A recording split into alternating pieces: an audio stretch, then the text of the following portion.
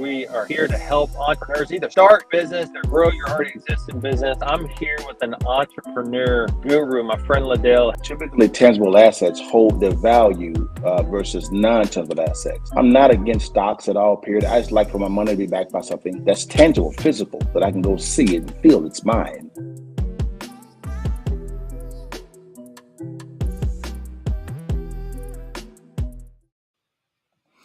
What it do, baby? It's your partner looking oh so fresh, cold, clean. You see it? Now again, take that damn picture. And guys, welcome to the Countermove podcast, guys. This is where we kind of lean in and look at life from a wide perspective and really prescribe some solution in really the chaotic type of world. And so today, guys, before we get started, if you have not subscribed to our channel, man, click on that subscribe button, guys, man, that help us with the algorithm, no matter on what platform that you're actually seeing this, guys. But today, we're going to actually have a very interesting discussion, guys. We're going to talk about a topic that's we can hear about it in passing, but it's unless you're in these type of circles, you don't really dive in deep into this topic. We're going to talk about the fruits of leadership. I believe that leadership is an attribute that's really missing a lot in this world, really in the political space. Leadership is not really seen a lot. And also, I'd say a lot of times in our communities, and maybe even in your home, your immediate family. I don't know your context, but I know for me, what kind of changed my life a lot of was being introduced to leadership principles. And guys, what I wanted to kind of do is really take a deep dive into this topic of leadership. And what I wanted to do is look at it in two different contexts. Okay, one context is leadership not being present and the fruits that it actually bears. Okay, when leadership is not present. And the second context is when leadership is present and taught, the fruit that happens when it's taught properly. So I wanted to give you both of those different contexts so that we can kind of begin to prescribe some solutions and look at how we can begin to apply this to our lives. All right, guys. So what I want to do is I wanted to bring on. I saw a video of a young brother. I love his game. I played college basketball, guys, and so I love basketball. I like college basketball better than I like the NBA. To be honest with you, more competitive to me. But I followed him while he played in college. He went to Kansas State University, and then he wound up getting drafted in the first round in the NBA, and had a pretty successful NBA career. That's Michael Beasley. Michael Beasley was on the Pivot podcast, guys. I'm going to bring it up. And shout out to Ryan Clark and Fred Taylor and them on the podcast. I love the podcast, guys. Keep going. He began talking, guys, about how he was raised. And I want you to kind of hear and see this conversation. It's not a long one, but I want you to kind of hear it and take it in what he's talking about. All right, guys? Here we go. Let's lean in and reason together. You say the only people in your life who haven't stolen from you are your kids. Now that you are an adult, now that at least right now you're out of basketball, are you searching out other people to build adult relationships with, or are you or is everything that's happened in your life been so difficult? You want me real with you? Yeah. Before you understand that, Ryan actually asked a very good question. He went to try to ask about a leadership principle of wise counsel, which we'll talk about later on. But I want you to understand what he began with. Early on in the interview, Michael Beasley said that the only person that's never stole from him was his kids. The only person that did not steal from him was his children. Man, that right there hit me right here. But let's keep going and hear his response. Listen to this. I don't leave the house. Mm, I play basketball and I go home. mm, I don't care what y'all do no more. mm, Like, all I care about is playing basketball all day. I go home and I try to talk to my kids as much as I can. I don't see them as much as I can because I'm not traveling as much no more. I don't know what to expect when I leave this house no more. You know what I'm saying? I don't talk to nobody. know what I'm saying? I've reached out and I've reached out and I've reached out and I've reached out and I've reached out so more that I gotta die with some kind of dignity. B, that's not. Man, so Michael Beasley is communicating that he's reached out and reached out and reached out. And I guess the invitation for some help was not received well by the individuals that he may be reaching out to. And I mean, I see a lot of frustration from Michael, but I want y'all to hear the rest of this conversation. It's a very enlightening and interesting conversation. Not sustainable. Like, you too young, bro. That's not sustainable, bro. You can still play ball. So that's not sustainable. So I can come up here and I can tell you somebody else's life, and I'm willing to do it. Hold on, I'm turning my head backward. I'm gonna put a smile on for you, and I'm gonna, like, bro, I'm gonna. You don't gotta put nothing on for me. Like, or I can just sit back and I'm gonna tell you what it is. Like, I'm not. I know that's not sustainable, but at the same time, like, what? Bees, none of us can do it. None of us can do it alone, bro. Reach out. Go out. You Go, have to change, change, go out where? the narrative. Go out where? Go out, talk to people, interact with people. Like, bro, real talk. I'll call us out. Us three. Bro, you be in Miami? Y'all party. I don't party, bro. No. We don't party, bro. I'm talking about you have kids, I have kids. Come to my house. We can get bounce houses for the kids. We can sit back on the porch, drink a couple beers, drink some wine, hang out. Like, bro, that's not a normal, successful man's life to sit up in the house like that. What they're talking about, what Fred is talking about, and what they're talking about actually is spot on. They're saying what he's prescribing to do as far as stay, isolate himself. That's not normal. That's wise counsel. Just watch the exchange, guys. Like, you got to find good people, and us three can be good people. You know what I'm saying? Like, bro, it's not, that's not sustainable, like, no bro. disrespect to what y'all got going on. I've been trying to find good people for so long. Wow. I'm tired, bro. Woo. I would say this. It's a 100%, bro. It's so okay to be tired, like, though. I got, you know what I'm saying? You ain't got nothing left. You ain't got nothing left to give people. I'll tell you this, bro. I'll be it. Like, whatever you need, dog. Like, you just want to talk. Like, I for sure can't hoop with you. I'll go out there and pass that hoe. Like, what we're saying is, bro, like, we want to be those people. Bringing you here wasn't about this. I wanted to talk basketball and hoops. Yeah. But, dog, folks love you, dog. Yeah. Nobody want to see you go through this. I got me a Beasley jersey out the motherfucking house. Because I was down here when he got drafted. I think the thing is, man, like, so many times. Man, I wonder how many, not just children, but adults feel the same way that Michael Beasley feels. I don't know the context, but this here man, this right here touched me a lot. My man over here, man, is bearing his soul on the camera. Man. But shout out to the Pivot, man, for them, man, reaching out, man, having them on, and just trying to pour into this young man. Let's keep going. Many times, as black men, we are asked because of talent to carry everybody. We are not made to carry everybody. There we Black go. women are asked to carry everybody. They are not made to carry everybody. Yeah. Dog, it takes a fucking village, bro. And at some point, you gotta have somebody who don't need shit from you, who don't want shit from you, who want to see you win, man. Like, we don't do this for us. Yeah, like you want to build these things, but it's about these conversations. It's about bringing people on here and letting them tell their story. When Freddie said, man, you could tell your narrative, tell that shit and I'll preach it too. What we saying is, man, don't give up, and we won't give up. I can't say I know exactly what you're going through, but I've seen a lot of, I've heard a lot of stories, and I've seen a lot of guys that have come from our demographic and our background. They really, you know, they fight. They fight and they bust their ass. But everybody just sit there and laugh. Like Antoine Walker go through whatever he go through. Motherfuckers just sit there and make jokes.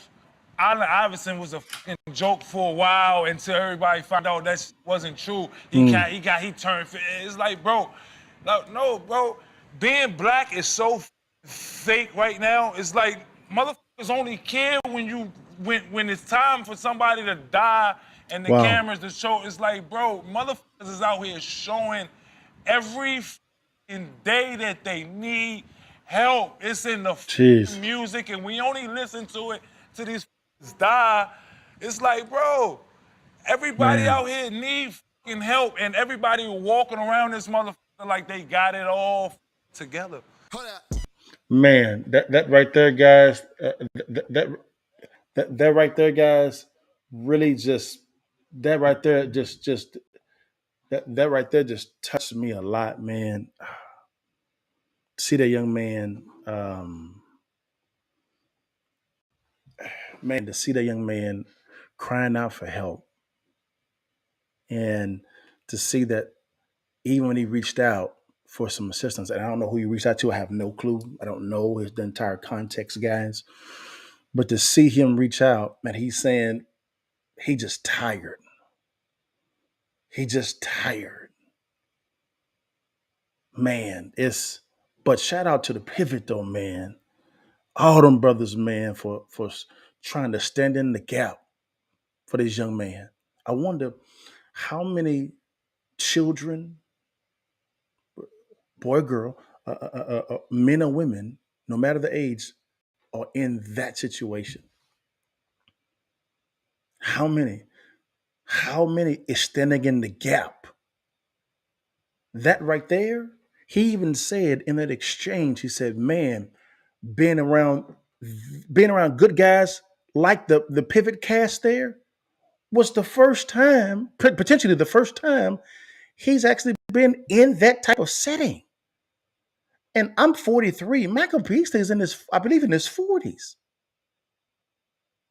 That dude said the only individuals that have not stole from him was his kids.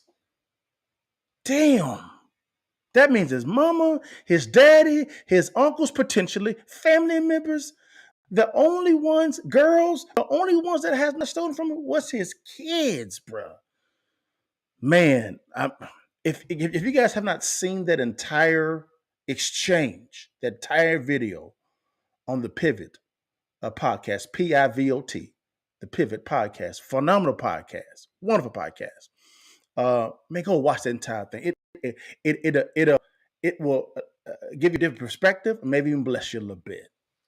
Please go watch that, guys. Now, I'm gonna bring on somebody else that we all know, but he actually has kind of the same background that Michael Beasley may have had, same background, but he got in the presence of some leadership, and I want you to see the fruits of this young man.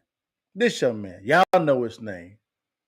Coach Prime. Coach Prime. Oh, 1 second. Coach Prime is his name. Coach Prime, guys. Coach Prime. Deion Sanders. Coach Prime, guys. This man here has changed an entire industry.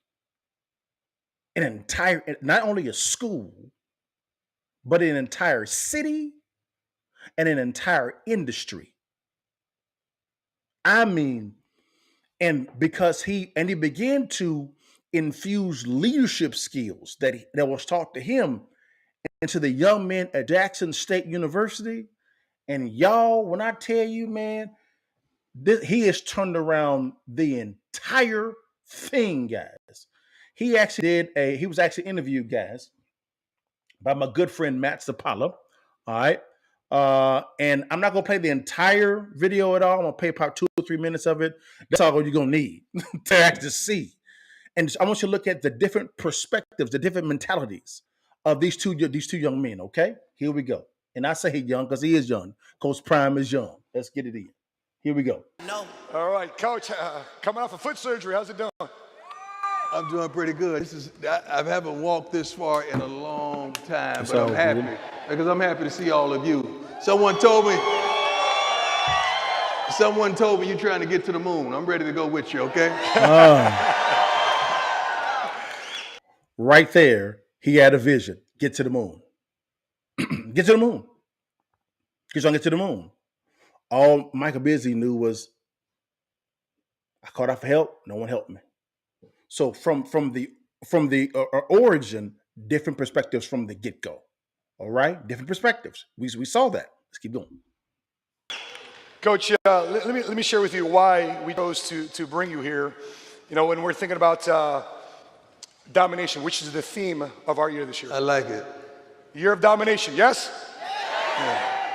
And we recognize your story. There's again back to the vision, domination, different perspective. Folks here in the multicultural community of which you were part of, Fort Myers, Florida, that you grew up in. Right. And Background. we're serving a demographic that's been overlooked and underserved as a result of financial education, and a lot of them aren't as talented as you are. A lot of them aren't as talented. And when we're thinking about, I'm not going to say they're not talented. Okay. They didn't just exercise the gift. Exercise. Right there, my word. He's taking out any negative thought and saying they're not. I'm not saying that they're not talented. They haven't exercised the gift, and then he goes into it, man. Again, this is a principle that he was exposed to. Different perspective. Exercise the gift. We're always blessed with talents. Every last one of you have a talent, but it's on you to develop and exercise and go get it. Yes, it's on you. That's not on mama, that's not on daddy, that's not on the friend, that's not on the homie, that's on you to go get it. So all of you got something inside of you that is just screaming to get out. And it's about time that you bring it out. The first thing you talked about was accountability. It's inside of you, but it's up to you. Go get it, man. That's principle, leadership principle that he's teaching. Totally different to what we heard in the previous video. Let's keep going. We're almost there. That's it. So, Coach, you know, there's a lot of human specimens out there that are athletes. I'm thinking about Bo Jackson. We interviewed him last year at the awesome AT&T Stadium. Usain Bolt, human specimen, physical specimen. LeBron James, specimen. You're a specimen. Yeah. So when we're looking at talent, when does talent stop until work ethic takes over to get to the next level of domination? Well, I like work ethic and I like talent, but I also love character.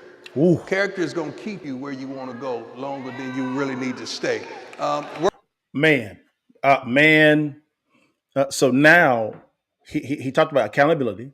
Then he goes into now how to stay where you're at.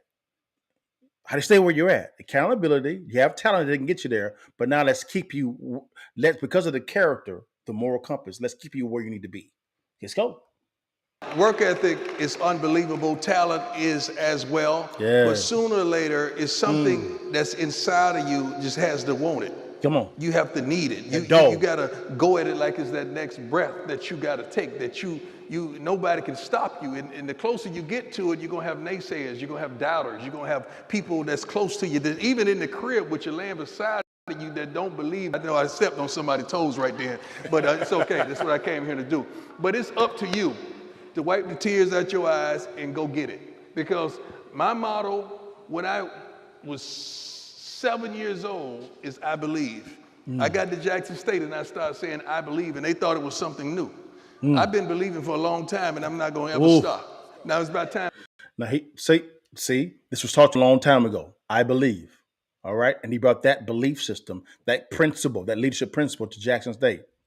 You see what's going on now. All right. All right. Let's move on. That's Coach Prime. As you can see, guys, it's simple. Coach Prime was exposed to some leadership skills, okay, by a leader, okay? All right. Then what happens is he understood that, learned it, applied it. And then what he did was he then began to stand in the gap for a lot of individuals. And he went to Jackson State. Because of the leadership principles that he's actually taught, I'm going to say it again, he's turned around an industry, which is the HBCU football. Even he's affected the Power Fives. Okay. All right. He's affected commerce through a city, Jackson, Mississippi. Okay. I believe as of last year, I don't have the updated number. I believe he generated over $30+ million for the city alone. Just Jackson State University because of Coach Prime. Okay. And I was actually there. I actually own a property near Jackson State, but it's in Starkville. and we flew into Jackson, and guys, it was during the SWAC championship last year. And when I tell you the city was on fire, it was on fire, and they were all talking about Coach Prime. Okay, so his leadership principles, and it affected an entire city, an entire state. Okay, one person began to teach over and over again. So I mean, that's Coach Prime. I got so much respect for that man. So much respect for him. But you see the different context of the fruit of leadership not being present. Unfortunately, with our brother Michael Beasley, but I hand clap of praise of him actually coming on camera and talking about that and being willing to share that with some wise counsel of the pivot. And then you have Coach Prime um, learning that and then taking that to Jackson State and teaching to the second to his generation after him. So now he's actually creating men, okay, men to go out into the world and to change the world. And it began with just a simple motto: I believe. I believe. Now this man's looking at that. He's looking at you have colleges trying to pry him from Jackson State University because of leadership. It's simple, guys. So the question you got to ask now is, okay, where did he learn this from? What type of intellect, what type of knowledge can I begin to learn to begin to get under to learn these leadership principles? Well, uh, I introduce you to two guys that I kind of go to. One guy, his name is Dr. Miles Monroe. He owns a company called Monroe Global. He passed away several years ago in the plane crash, but to kind of give you a little bit of a background of Dr. Monroe, uh, he's a well sought out man. He is he he. One second, let me get it up real fast. He counseled cabinets of countries. He counseled kings. He counseled presidents, queens, prime ministers. When things was going bad, they called this man. And I've heard speeches of him actually counseling um, some cabinets of certain countries, and the whole cabinet is breaking down crying because they found out they were not leaders. They talked to this man. Okay, here's one of the world-renowned leaders. Okay, let's see what he talks about when it comes to leadership. Here we go. Two animals that God identified himself with, both of them are leaders. One is the eagle, the other is the lion. I always wondered why God did this. But he created them, so he knows their qualities and their character. I love them both. I always love eagles and lions. You come in my office, you see lions and eagles all over the place. In my home, lions, eagles all over the place. You know, in a couple of days we go into Africa. I told my planners down there, I gotta go see the lions again. Every time I go, I gotta spend time with my cousins. And I go and spend the whole day with them. My wife, with the lion, we go there, we spend time with them. Why? They remind me of me. They remind me of leadership. Listen. As a matter of fact, Jesus says he is the Lion of Judah. Not the puppy or the dog. The Lion of Judah. Not the monkey or the raccoon. The lion. God identified himself as a lion. You better study the lion. Because he rules the universe, you know, God. And notice this, guys. Whenever I know I play college basketball, and I know individuals that actually play football and other sports, but you hear words, let's go eat, let's go hunting, specifically in football. And a lot of them are referencing a lion when they're actually doing that. Beast mode is another one, okay? Beast mode, really that beast mode is really predicated upon the lion, okay? All right, here we go. God identified with a lion and he rules the universe. That means the lion has some qualities that he wants you to study. Listen to these qualities. Listen. Here's some of the lion that's very strange. Number one, the lion is not the tallest animal in the jungle. He's not the strongest. He's not the biggest. He is not the most powerful. And he's not the most intelligent. And yet he's the leader. Tell your neighbor there's hope for you.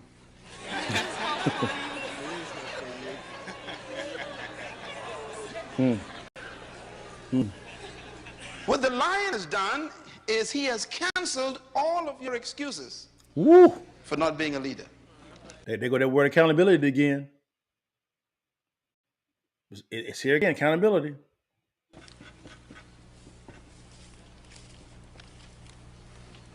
The color of his mane and his skin doesn't inhibit him from being a leader. His intellect, his strength. There are so many animals in the jungle. Let me pause right there. He said the color of his skin. He's talking about the lion, his mane, his intellect doesn't inhibit him from being a leader. Let me say it again. The color of his skin, the lion. The color of his mane, the lion. His intellect does not inhibit him from being a leader. That's why he's called the king of the jungle. Let's keep going. More powerful than the lion. Stronger, taller, bigger, more intelligent. And yet the lion eats all of them for lunch. As a matter of fact, when the lion sees an elephant, he simply thinks lunch. Why is the lion the leader? Because of attitude. Write it down. Just attitude. Attitude comes from your belief system, and it produces confidence. Yes. The lion believes that he can eat an elephant. That belief becomes the source of his confidence, and so he moves toward the elephant. The elephant is 50 times more powerful, 100 times bigger, 80 times more intelligent, 60% more powerful, and yet the lion eats him for lunch. Why? Because the lion's attitude reduces that elephant to a meal. Wow. This is his attitude reduces a species that's triple his size, even bigger than that, as just a meal because of attitude, mentality. That's why he's the leader. Leadership is 80% mentality, attitude, and 20% skill. And this is why skillful people work for those with the right attitude. Guys, that is Dr. Miles Monroe. And he said something that is very profound. Attitude drives a leader. 80% attitude, mentality, 20% skill. That's why you hear Robert Kiyosaki say this. The A students work for, the A and B students work for the C and D students. Because the C and D students, I'm not telling you to fail, no. But typically the C and D students may have a different attitude than the A and B students. Okay? Again, make good grades in school. Let's keep 100, all right, guys? If you were in school, make good grades, okay? Don't strive to be a C and D student. No, again, that's attitude. Attitude. Didn't that sound familiar to what Deion Sanders was saying? Attitude. What's your attitude? What is it? All right, guys. Here's another gentleman that I think that you guys need to be exposed to. Some of you may know him. His name is John Maxwell. He owns several companies. One of the companies called Maxwell Leadership. He's coined as the leader's leader. He's the most sought out leadership expert on the planet. John Maxwell is. We're talking about, again, governments, presidents, prime ministers, Fortune 1000, Fortune 500, small companies. They go get this man when it comes to leadership. He's written countless amounts of books, guys. When I say wise is a man. That's a word to describe this man. Is something. But leaders turn to this man. So he has something called the Maxwell Minute, and I want you to hear what he actually has to say. Again, exposure to leadership that you may not have been, a principle that you may not have been exposed to. Okay, here we go. Let's see what he has to say.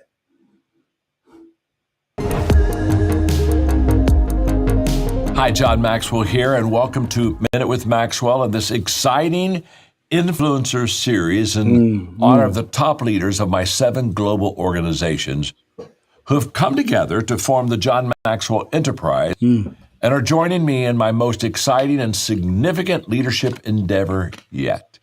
John Griffin leaned in and joined my team 9 years ago. John is one of our best coaches and works with many CEOs in top companies across America. He's also served on many of our leadership teams as an advisor and decision maker within our organizations. John now serves as Vice President of Communication. John, you are a servant-based leader, and I'm honored to teach on your word today, which is self-worth. Now, So if you see that, he is honoring someone that actually works for him and showing them value by using a word that he's going to communicate himself that one of his staff members communicated. So he is valuing or honoring one of his staff members. That's a good leadership principle. How are you honoring those that are around you? How are you doing that? How are you putting someone else's needs before yours in the proper context? Here we go. Now, when John picked this word to describe who he is and what he does, he was talking about self-worth from two different perspectives. First, his own self-worth. Self-worth. Because John and I know something that we want to make sure every one of you on Minute with Maxwell knows today. That you will only accomplish in your life what your self-worth lets you accomplish. Let me give you an example. If from a 1 to a 10, I have low self-worth, let's say I'm just I look at myself and I see myself as out of 10, a 3. That's even quite a bit below average. Now, if that is how I see myself, that is how I will perform. You see, I see things not as they are, I see things as I am. So if I have a very low self-worth, then I'm not going to attempt to do anything of great worth because I'll be intimidated, or I'll feel that I'm not qualified, or I'll feel that I have nothing to say. You see, the self-worth that as I see myself, so I see you. There's a principle that I always say is, as a man thinketh in his mind, and his heart with his mind, so is he. He's speaking toward that principle, and it's called self-worth. So as you think about yourself, so you will be. Let's keep going. That totally affects my behavior. In fact, what did Jesus say? Jesus said, love your neighbor as you love yourself. In other words, he said, your love for others is going to be dependent upon your ability to love yourself. You see, John knows that. And he realizes that he is a person of value, self-worth, adding value to other people. Yes. You see, John not only sees himself as a person of worth, he sees you as a person of worth. Now, how can he do that? Because it all begins with self-worth. If I feel good about myself, guess what? I'll feel good about you. If I'm comfortable with me, guess what? I'll be comfortable with you. Yeah. If I believe in me, guess what? I'll believe in you. You see, as I see myself, I see you. And that's how John lives, and that's how he leads. So he's communicating that how you see yourself is how you're going to see others. So if you see yourself actually have low self-worth, you're going to project that onto others. You're going to view others of having low self-worth. Value. Okay? Let's keep going. He lives with a sense of self-worth, which means he's able to help others see themselves in the best possible light. And he leads that way too. I love the statement that says, it's wonderful when the people believe in the leader, but it's even more wonderful when the leader believes in the people. John Griffin, you're a leader that believes in the people. Why? Because of your strong self-worth. Because you have it on the inside, you can pass it to others on the outside. And that, guys, that is John Maxwell. And as you see, he's honoring one of his staff members, John. And he is honoring him because, number one, John honors himself. self-worth. He's invested a lot in transforming his mind. Okay. So this is a type of leadership that Fortune 1000 companies go to. Fortune 500. These are leadership principles. And it begins with, in every one of them, from Deion Sanders to Dr. Miles Monroe to John Maxwell, began with one thing. So again, this is called counter. So what's the counter move for you? Because I don't know where you're at. I don't know how you see yourself. I don't know if you've been exposed to any type of leadership. If you're watching this, I pray this actually adds value to you, and this kind of spurs you on to take some action. Okay. Uh, Change starts with accountability. As you heard with Deion Sanders, as well as Dr. Miles Monroe and John Maxwell, all of them began with self worth, value, which is accountability. You got to know where you're at. Okay. You got to know, once you know where you're at, you got to understand, how did I get here? And be honest with how you got here and where you're at. If you're dishonest with yourself, you're going to be dishonest with others. So if you're wanting honesty to be given to you, you're going to have to begin to sow honesty. Okay. So it begin with yourself. Okay. So accountability. What's the second thing here? Mentorship. As you heard John John was talking about one of his staff members. One of the staff members was mentored by John Maxwell.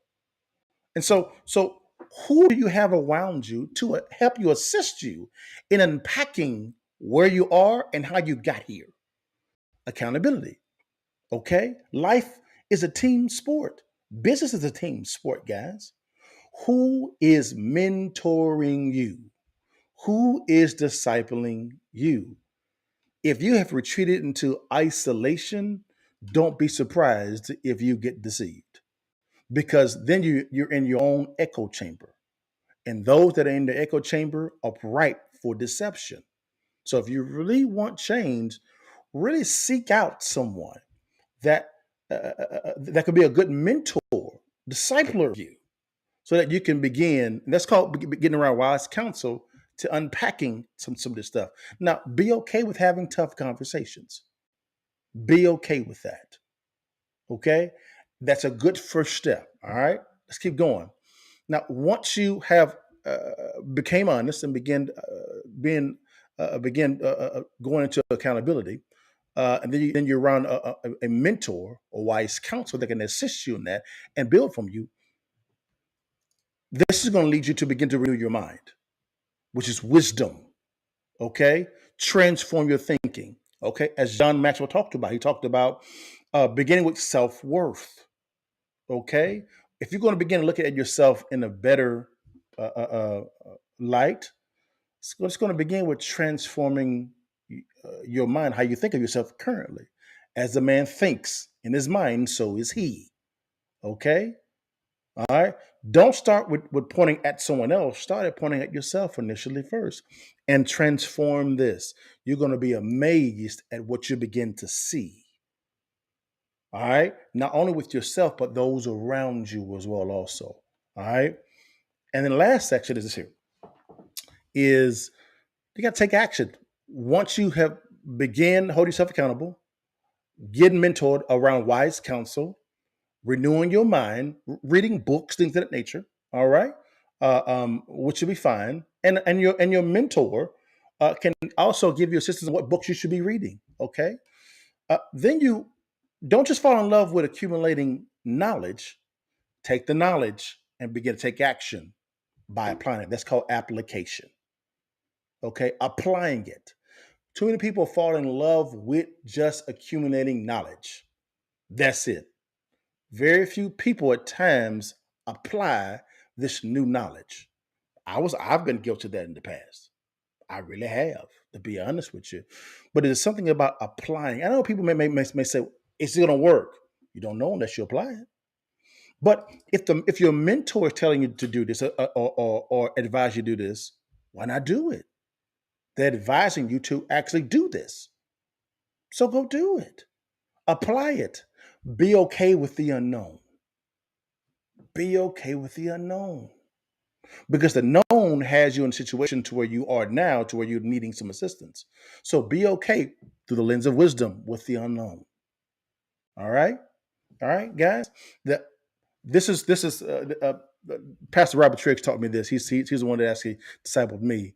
We call it peep it, which is accountability. Sweep it, which is mentorship, and accumulate knowledge, and then keep it, application. So to kind of let you know how I look at it: peep it, then sweep it, then keep it. But guys, I hope I added some value to you today. If you could, guys, subscribe to the podcast, guys. It's called the Countermove Podcast. No matter what platform we're on, Instagram, Getter, Rumble, YouTube, Facebook, LinkedIn, you name it, we are there. Okay, tap in with us, and I pray that we actually give you some good value. So I hope that today helped you out. I'm gonna begin doing a little bit more on the leadership principles, guys.